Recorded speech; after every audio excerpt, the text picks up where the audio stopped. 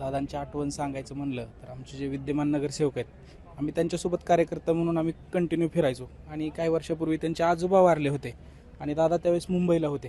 दादांना येता आलं नव्हतं.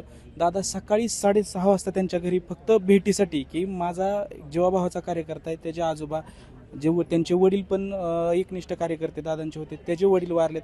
त्यासाठी दादा सकाळी 6:30 वाजता दिवस उजाडला की त्यांच्या घरी होते सकाळी. आणि तिथं बघत असताना दादांचं झाडांवरचं प्रेम, बाकीच्या गोष्टी, आणि दादांना एकदा कार्यकर्ता दादांनी बघितला, मग ते किती जुना कार्यकर्ता असू द्या, दादा त्याला नावानिशी ओळखायचे.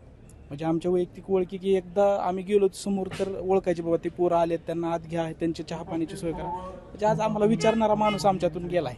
आज आम्ही ज्यावेळेस बाहेर जायचो आमची ओळख वेगळी होती. बारामतीकर म्हणले की आमची छाती कारभानी फुगायची. आता ते आम्ही छाती फुगवायची कुठं? कारण आम्ही ज्यावेळेस बाहेर जायचो बारामतीकर म्हणले की मान पान सगळ्या गोष्टी असायच्या, एक वेगळी ओळख होती.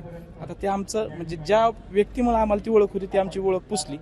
दादांशिवाय आम्ही आता पोरकं झालोय.